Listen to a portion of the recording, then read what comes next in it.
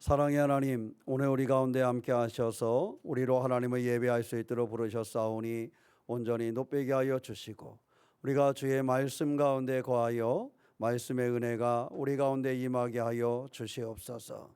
주의 선한 은혜로 서기를 원합니다. 주님 기뻐하심을 이룰 수 있도록 주여 우리 가운데 함께 하여 주셔서 이 시간 하나님의 말씀을 전하고 들을 때에 말씀이 우리 가운데 역사하는 시간 되게 하여 주시옵소서. 주께서 함께 하심을 믿사오며 우리 주 예수님의 이름으로 기도하옵나이다. 아멘. 네, 감사합니다. 우리가 이렇게 신앙생활을 하면서 우리가 느끼고 우리가 할 수 있어야 되는 것, 특별히 예수님을 따랐던 많은 사람들의 그러한 모습을 통해서 그 일을 점검하는 그러한 시간을 갖고자 합니다. 예수님이 계실 때에 예수님을 따르는 많은 사람들이 있었습니다. 때로는 주님 앞에 나아가서 병 고침을 받기 위해서 주님을 따르는 사람들도 있었고, 또 예수께서 어떤 신기한 기적을 보이실까? 그것이 궁금해서 예수님을 따르는 그러한 사람들도 있었을 것입니다. 또 혹시 이런 새로운 인물이 나왔는데 우리가 지금 이 사회가 어려운데 혹시 우리의 지도자가 되시는 분이 아닐까? 이러한 생각을 가지고 예수님을 따라오는 사람들도 있었습니다. 그러니까 예수님을 따르는 사람들은 각색의 생각과 환경을 가지고 그를 따랐다는 사실을 우리가 볼 수가 있습니다. 그런데 이들 가운데 어떻게 한 것이 진정으로 주님을 따르는 것인가 하는 것을 우리가 바라볼 수 있어야 되겠습니다.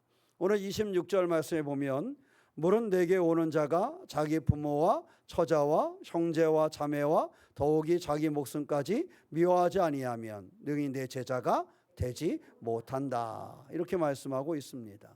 너무 좀 강하게 말씀을 하신 것 같아요. 그죠? 이렇게 말씀을 하시면 설교를 할 수가 없잖아. 그렇지 않겠어요? 너무 강하게 말씀하셨어요. 왜냐하면 부모와 처자와 형제 자매를 또 자기 뭐까지도 목숨까지도 이렇게 하지 않으면 내 제자가 되지 못한다, 이렇게 말씀하셨으니 이 말씀을 가지고 무엇이라고 설교를 하겠습니까? 근데 중요한 것은 우리가 이 말씀이 우리 가운데 하시고자 하는 말씀이 무엇인가 하는 것을 분명히 알아야 됩니다. 신앙생활 하는 것이 뭔지, 우리가 예수를 믿는 것이 뭔지 하는 것을 우리가 발견하는 것, 그것이 우리의 삶이 됩니다. 우리가 그 실과 바늘 이야기를 이렇게 종종 하잖아요. 근데 잘 보면 바늘이 지나간 자리를 항상 실이 뭐하고 있어요? 따라가고 있어요. 그래서 실은 바늘이 지나간 자리를 따라가야 돼요. 그래서 그 바늘길을 놓치는 순간에 그 실은 뭐하고 말아요? 길을 잃어버리고 말아요. 그 바늘길을 놓쳐서 그 실이 길을 잃어버리면, 그러면 그 옷을 잘 꼬매려고 봉합되었던 것이 다 어떻게 되고 말아요? 흩어지고 말아요.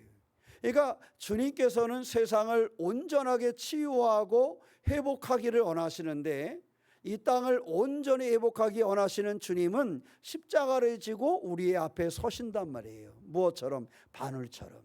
바늘처럼 우리 앞에 서셨는데, 우리는 그 십자가에 잘 연결되어져 있어야 우리가 그 길을 따라가면서 세상에 터진 곳이 봉합되어지고 이것이 다시 온전한 그러한 옷으로 만들어지는 것인데, 세상이 온전하게 회복되어지는 것인데, 우리가 주님의 귀에 온전히 붙어있지 못하면, 또 우리가 살아가면서 우리가 실이 끊어져 버리면, 그러면 이것을 온전케 회복할 수 있는 능력을 잃어버리고 마는 것입니다.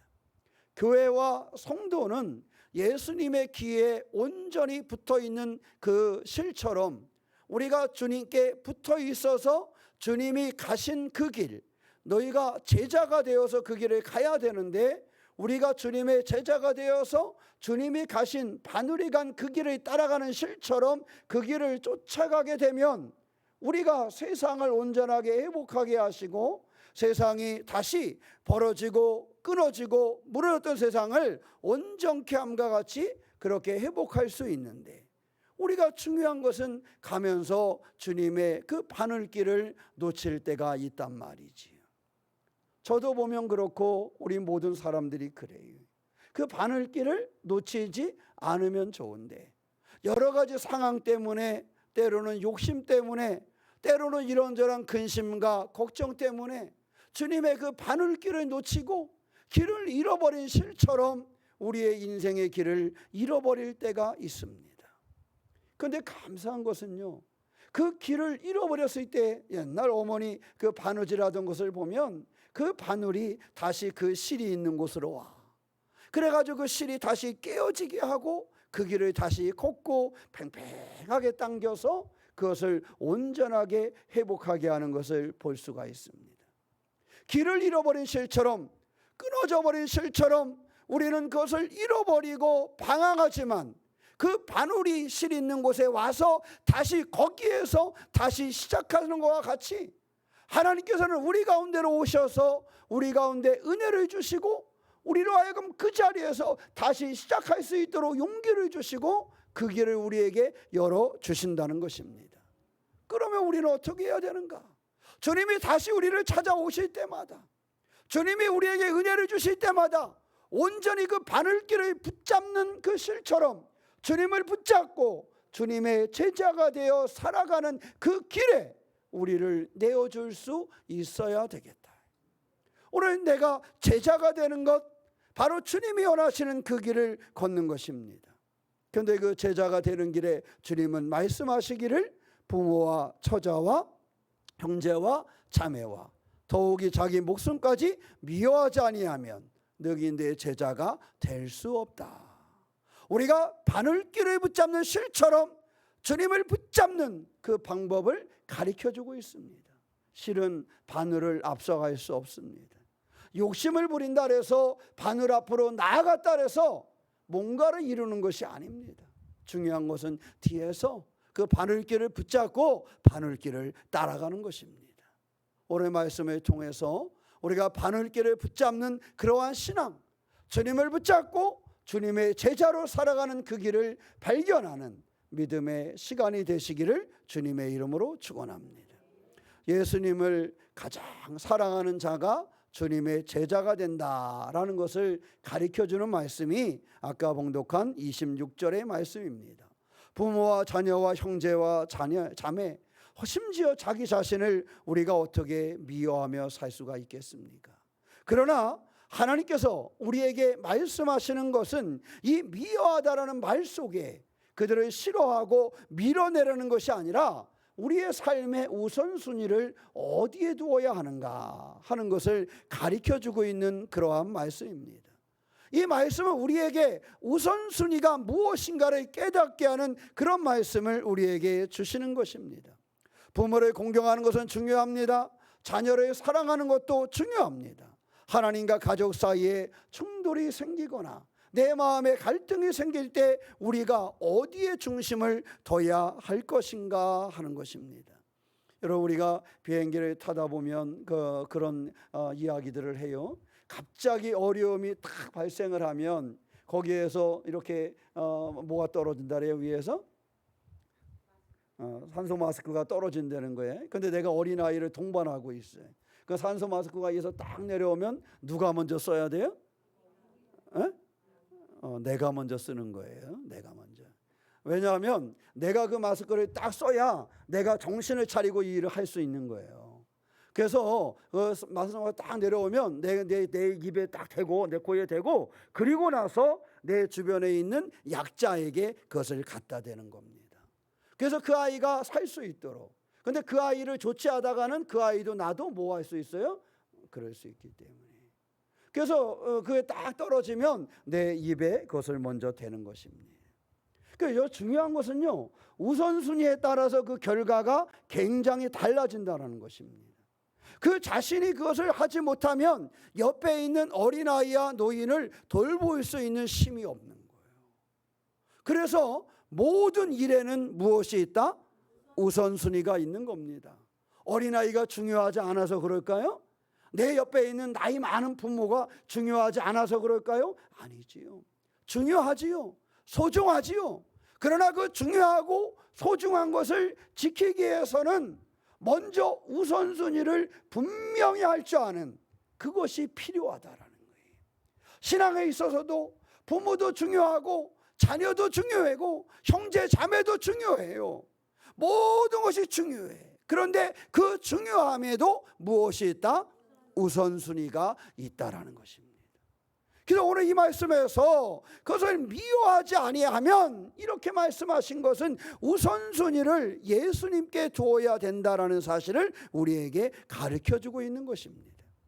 하나님을 사랑하는 것이 먼저 근본이 되어야 된다는 사실을 우리에게 말씀하고 있는 것입니다.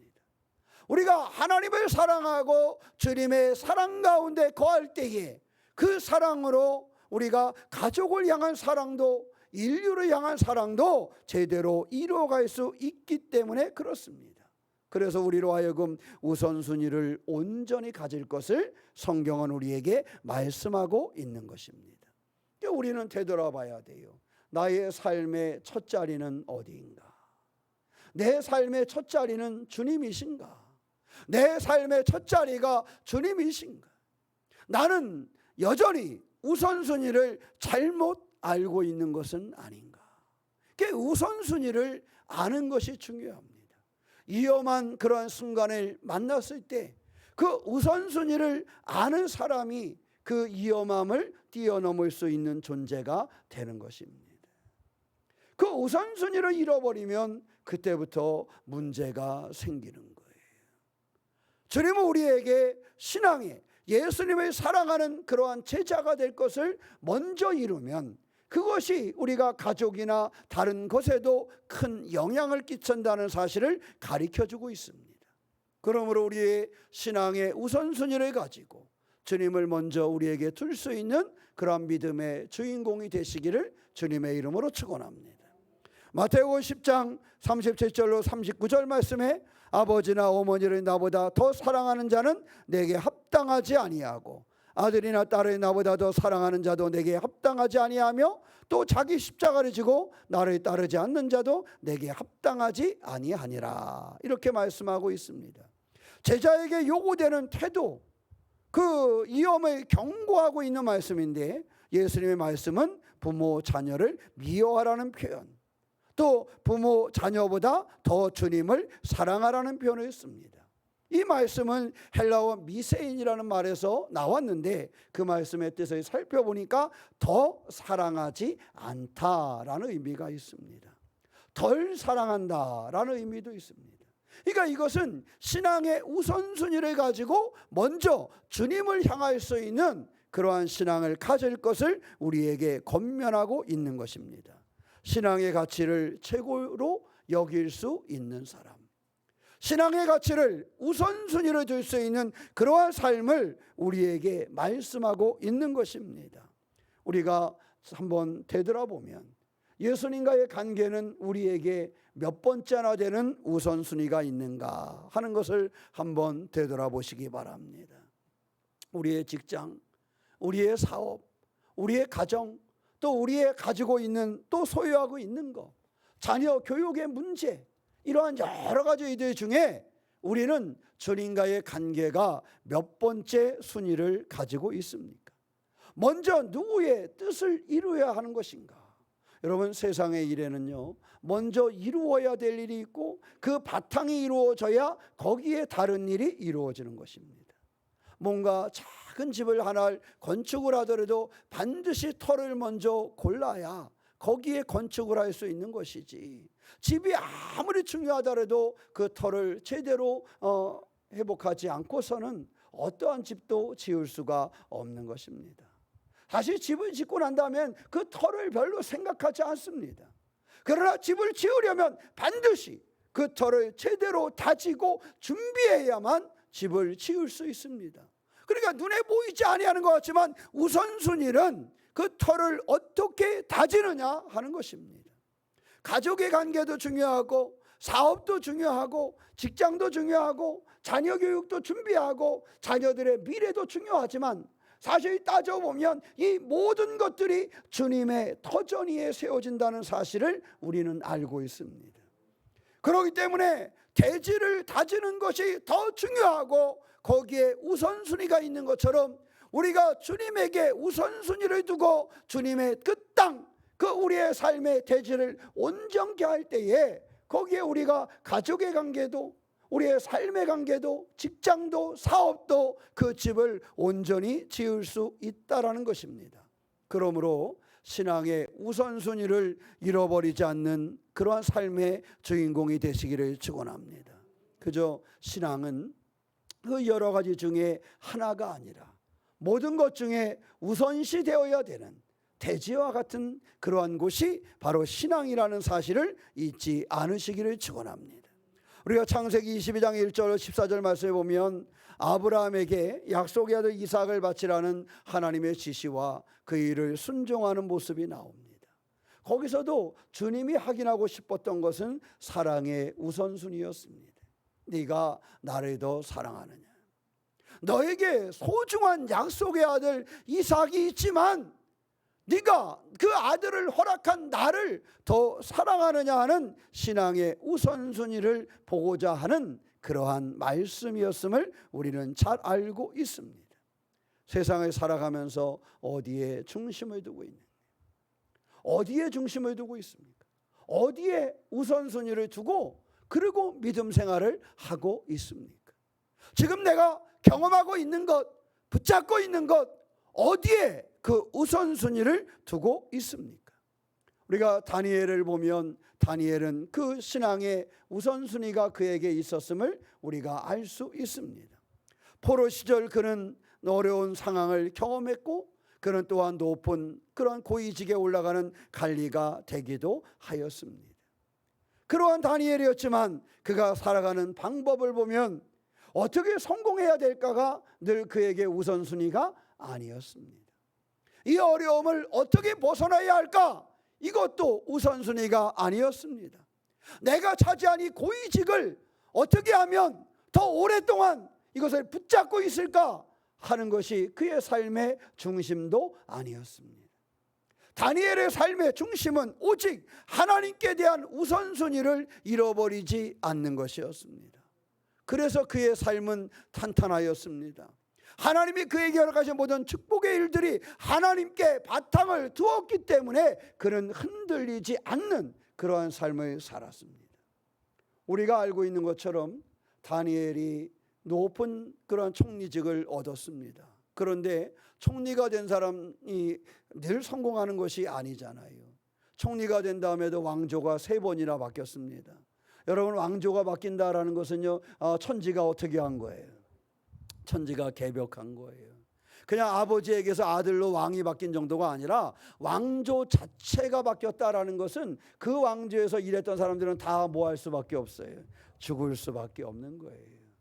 우리가 알고 있는 것처럼 정당만 달라도 그쪽에서 임기가 딱 끝나면 쫙 들어가잖아요. 그죠? 그래서 김재동 씨가 그런 얘기 하잖아요. 자식 낳아서 서울대학 보내지 말라고. 서울대학 가면 뭐 하기 쉽다고?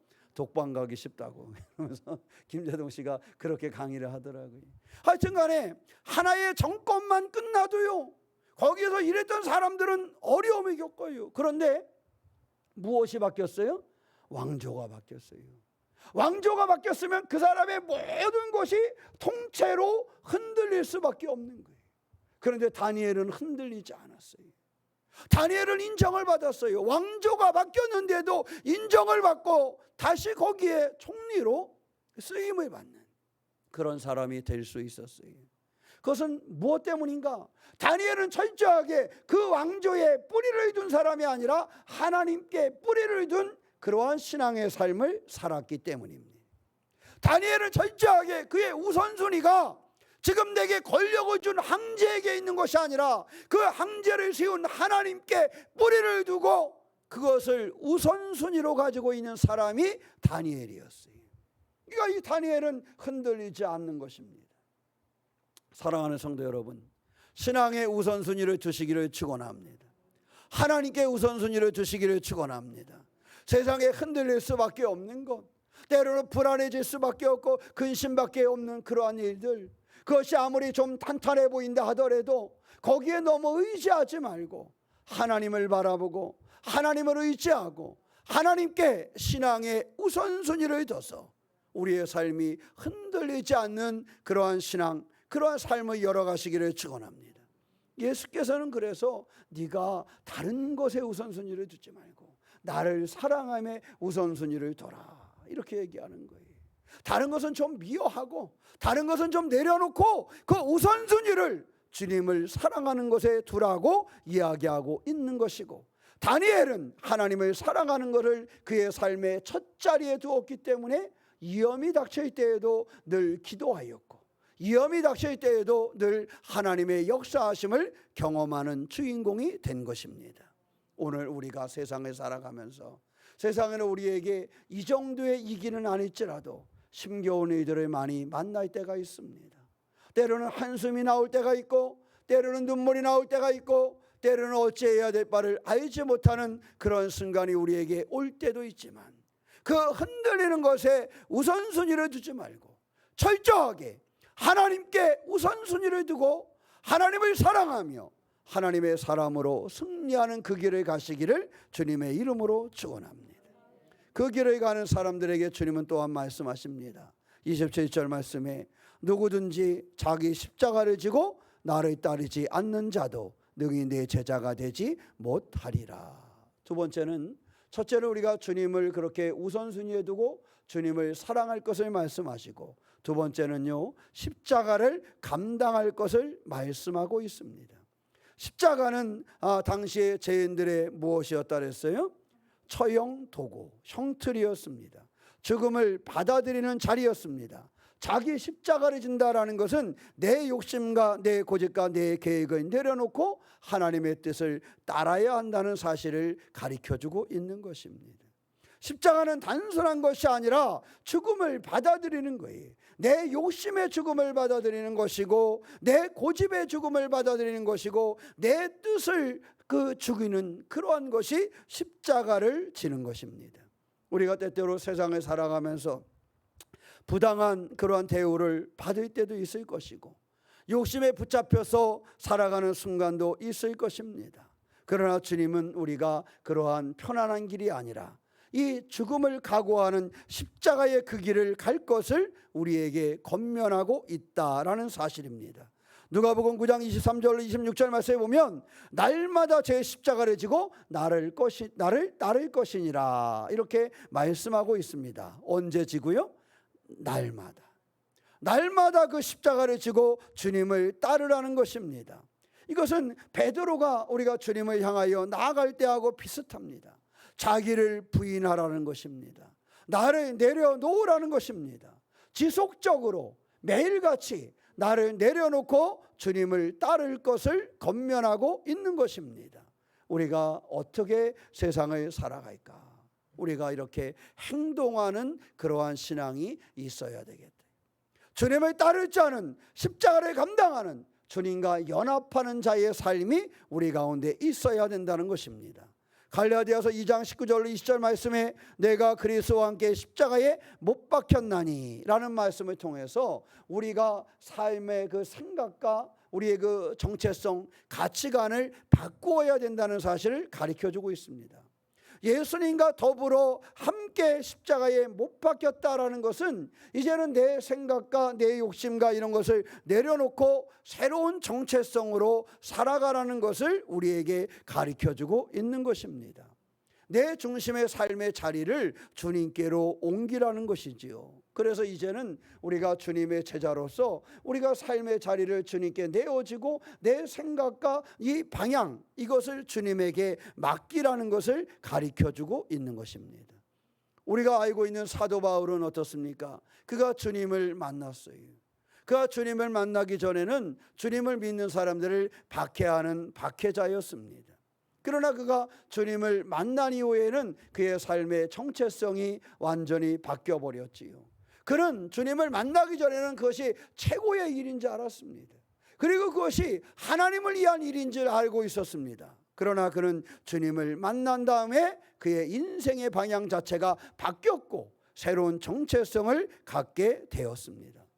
그래서 그는 사도행전 20장 24절 말씀에 내가 달려갈 길과 주 예수께 받은 사명 곧 하나님의 은혜의 복음을 전하는 일을 마치려 하면은, 이렇게 얘기하면서 그의 평생의 삶이 이제 주님의 사람으로서 그 주님의 복음의 증거 중보자로서 살아가는 그의 모습을 우리에게 가르쳐주고 있는 것입니다.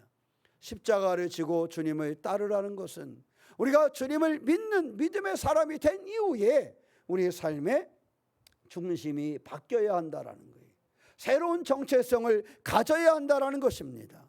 철저한 주님의 제자로서의 그 정체성으로 우리의 삶이 바뀌어지지 아니하면 우리가 그 길을 갈 수 없다라는 것입니다. 그러므로 첫째는 우리가 주님을 먼저 사랑하는 우선순위를 주님께 둔 그런 신앙생활, 두 번째는 십자가를 져야 하듯이 나의 정체성을 새롭게 정립하는 그러한 신앙의 주인공이 되시기를 주님의 이름으로 축원합니다. 여러분, 군대만 가도요, 2등병하고 1등병은 정체성이 달라야 됩니다. 1병을 달았다가 상병이 되면 정체성이 달라져야 됩니다. 상병이 되다 병장이 되면 정체성이 달라져야 됩니다. 병장 되었던 애가 가서 하교대 가서 하사관 교육을 받고 오면 그 정체성이 바뀌어야 됩니다. 그 정체성이 바뀌지 않으면 안 돼요. 하나는 그들이 그 이전의 삶을 이해해야 되는 것이 있지만 분명히 그는 그 정체성이 바뀌어야 그것을 끌고 갈 수 있는 주인공이 되는 것입니다. 영원히 거기에 갇혀 있으면 안 돼요.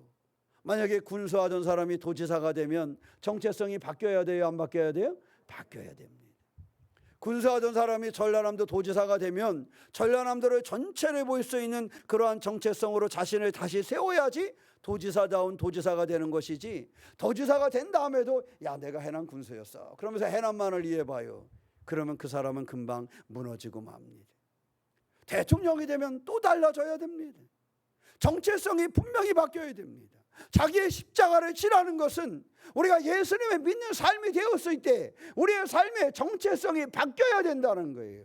근데 우리가 예수를 알고 예수를 믿고 예수님을 따르면서도 우리의 신앙의 정체성이 바뀌지를 않으니까 그것이 우리에게 늘 충돌이 이루어지고 우리의 신앙을 온전케 하지 못하는 이유가 되는 것입니다. 바라기는 우리가 신앙의 정체성을 어떻게 바꿔가야 될까? 주님 바라보면서 내게 주신 새로운 정체성, 십자가를 지고 가야 하는 내 삶은 무엇일까 하는 것을 주님께 물을 수 있는 주님의 제자가 된 성도가 되시기를 주님의 이름으로 축원합니다. 세 번째는요, 제자도는요, 제자로 산다라는 것은 때때로 대가가 있다라는 것입니다. 우리가 주님을 섬기는 그러한 삶을 살아갈 때에 우리의 삶에는 우리가 치러야 되는 일들이 있습니다. 끝까지 주님을 따라가야 할 그런 각오가 우리 가운데 있어야 한다는 것입니다. 33절 말씀에 뭐라 그러셨어요? 누구든지 자기의 모든 소유를 버리지 아니하면 능히 내 제자가 되지 못하리라. 주님을 따르는데요, 그만큼의 뭐가 필요하다는 거예요? 결단이 필요해요. 대가가 필요해요. 내 재산을 다 뭐하라는 거예요? 버리라는 거예요. 내 소유, 내 시간, 내 재능이 주님의 그 예수님이 인정하는 그러한 신앙의 태도로 바뀌어야 한다는 사실을 가르쳐주고 있는 것입니다. 우리가 주님의 제자로서의 우리의 삶을 살아가는 거예요. 그러니까 이 얘기는 무슨 얘기냐? 우리가 주님의 제자가 되고 주님을 믿는 순간 내가 소유한 모든 것을 다 갖다 버리라는 얘기는 아닙니다. 내가 주님의 제자가 돼서 주님의 사람으로 살아갈 때 그때는 내가 소유하고 있는 것들도 주님의 영광을 위해서 쓰임받을 수 있어야 되겠다 하는 것을 가르쳐주고 있는 것입니다. 내가 주님을 섬기는 자가 되었을 때는 그때부터는 내 사업도 주님을 위한 사업장이 되는 거예요. 그래서 내가 하는 그 사업장에 주님의 영광을 드러낼 수 있는 일들이 이루어져야 된다는 거예요. 내가 나가는 직장이나 내가 서 있는 자리가 주님이 기뻐하시는 자리가 될 수 있도록 주님께 내어드려야 한다는 사실을 우리 가운데 가르쳐주고 있는 것입니다. 내가 소유하고 있는 것을 다 버려라. 때로는 내가 소유하는 것을 교회에 바쳐라. 그런 의미가 아닙니다. 내가 소유하고 있는 내게 허락된 그 모든 것에서 중심이 하나님을 향한 사람은 이제 그것들로 통해서도 하나님께 영광이 되는 그런 삶을 살 것을 권면하고 있는 것입니다. 그래서요, 많은 그리스도인들 실업인들이 어떤 생각을 가진 사람이 많느냐? 하나님께 늘 기도합니다. 하나님, 제가 운영하는 이 사업이 하나님의 사업이 되기를 원합니다. 이 사업장이 하나님이 일하시는 사업장이 되어서 이 사업장의 소득이 하나님을 기쁘게 하는 일이 되어지고 이 사업장을 통해서 하나님의 영광이 드러나기를 원합니다. 이렇게 기도하는 사람들이 한국의 기독 실업인들이에요. 그러니까 그들은요 뛰어넘었어요. 단순히 이 사업장이 내 사업장이라는 생각을 뛰어넘어서 하나님을 기쁘게 하는 그러한 사업장이 되기를 그들은 바라고 소망한다는 거예요. 작은 구멍가게에서 큰 대기업을 운영하는 사람들까지 많은 그리스도인들이 그러한 제목으로 따르고 달려가고 있는 것입니다. 누가복음 18장 18절에 30절에 보면 한 간원이 주님을 찾아옵니다. 선한 선생님이여 내가 무엇을 하여야 영생을 얻으리까? 이렇게 주님 앞에 묻습니다. 그랬더니 주님이 말씀하십니다. 내게 아직도 한 가지 부족한 것이 있다. 그러면서 뭐라 그래요? 내게 있는 것을 다 팔아 가난한 자들에게 나눠주라. 그리하면 하늘에서 내게 보화가 있으리라. 그리고 와서 나를 따르라 그랬습니다. 이 간원은 그 재물을 포기하지 못했습니다. 그 사람을 신뢰할 수 있는가 시험지를 내어주었을 때 그 시험지를 받아든 이 간원은 그 시험에서 탈락하고 만 것이지요. 우리의 삶에 있어서 우리는 어떻습니까? 우리의 삶의 중심을 하나님께 두고 먼저 하나님을 사랑하며 새로운 정체성을 가지고 주님을 따르며 내 소유까지도 하나님을 위한 일로 내어놓을 수 있는 그런 준비가 되어져 있습니까? 누가복음 12장 33절로 34절 말씀에 재물을 갖다가 어디에 두어야 되는가 할 때 보물을 하늘에 쌓아둬라 이렇게 말씀하셨습니다. 너희 보물 있는 곳에 너희 마음도 있다라는 말씀을 주신 것이지요. 우리 마음의 방향이 어디를 향하고 있는가? 여러분, 물질은 따져보면 우리가 사용하는 하나의 도구지 우상이 되어서는 안 됩니다. 세상의 물질은 우리에게 필요해요. 우리에게 하나의 도구가 됩니다. 그러나 물질은 우리가 섬겨야 되는 우상이 되는 것은 아닙니다. 그 소유를 버리라는 것은 우리가 가지고 있는 그 소유를 우상을 삼지 말라는 것입니다. 그것을 따라가는 자가 되지 아니하고 그것을 사용할 수 있어야 된다는 것입니다. 그것은 하나의 도구에 불과한 것입니다. 모세를 보면 모세가 어떠했습니까? 모세는 왕궁에서 자랐지요. 그 공주의 손에서 자랐습니다. 세상의 부귀 영화를 다 가지고 있는 사람이 바로 모세였습니다. 그러나 모세가 하나님 앞에 온전히 쓰임 받으려면 애굽의 그 특권을 포기해야만 하는 것입니다.